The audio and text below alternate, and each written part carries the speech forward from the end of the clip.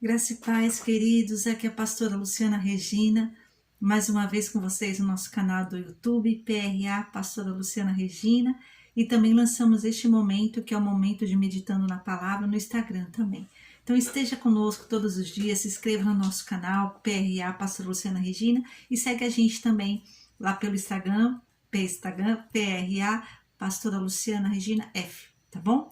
Não mais, eu quero compartilhar com vocês, é um momento curtinho, então eu quero compartilhar isso que eu estava fazendo, minha meditação, e me chamou a atenção, tá bom? Fica no livro de Atos, logo depois a gente finalizar os evangelhos, livro de Atos, capítulo 1, o versículo é o 9, diz assim: Tendo dito isso, foi elevado às alturas, enquanto eles olhavam, e uma nuvem o cobriu da vista deles.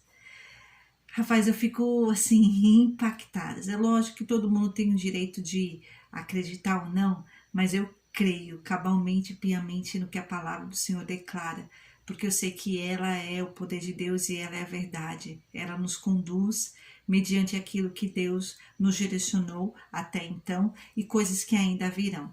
E essa passagem é maravilhosa e quero compartilhar com vocês para mostrar realmente como o que diferencia. Muitas pessoas tentam fazer comparações de líderes, de pessoas que tiveram ascensão, que tiveram destaque, e tentam fazer um paralelo, né, comparando ou achando coisas para igualar ou mostrar algo como Jesus. Mas, rapaz, não tem como. Porque a palavra do Senhor, apesar de todos os feitos, né, ou melhor, com todos os feitos que ele fez durante o tempo que habitou entre nós, todos os sinais, prodígios, sinais e maravilhas. Além disso, veio de uma virgem, né? Veio pelo poder do Espírito que fez com que ela concebesse algo diferenciado.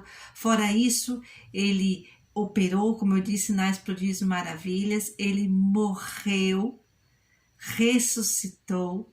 E essa passagem em Atos é o próprio Lucas que escreve, que também tem um Evangelho de Lucas, e ele até faz esse relato, principalmente dessa introdução do capítulo 1. Ele está escrevendo para Teófilo e ele fala que o livro anterior que ele fez falava sobre o que Jesus fez e os seus ensinamentos.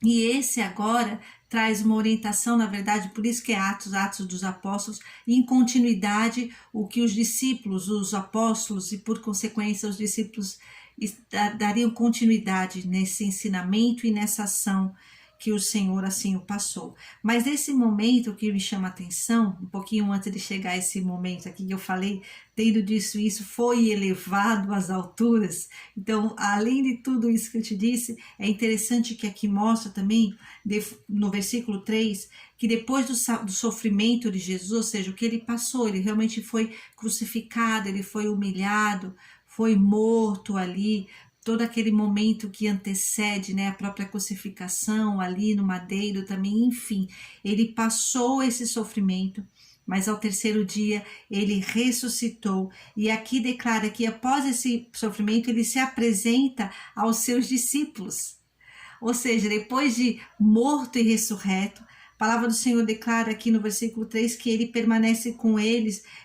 operando, ensinando, enfim, estando no meio deles durante 40 dias, falando sobre o reino. Não bastasse isso, ele ainda estando, ele trouxe orientações para eles, ele trouxe, como que eu posso dizer, direcionamentos, porque ele iria voltar para o Pai e era necessário que ele direcionasse esses discípulos, esse apóstolo, para que eles continuassem essa obra que chegou até nós nos dias de hoje, e chega nesse versículo qual eu iniciei meditando na palavra com vocês. Tendo dito isto, foi elevado às alturas, enquanto eles olhavam, e uma nuvem o encobriu da vista deles. Além de tudo isso, diferencia. Depois da morte, ressurreição, passou 40 dias depois de ressurreto, ensinando e no meio deles, e ele ainda é elevado. Rapaz, não era foguete, não era avião. Ele foi, Jesus, ele foi elevado aos céus e eles ficaram contemplando. Imagine isso, queridos.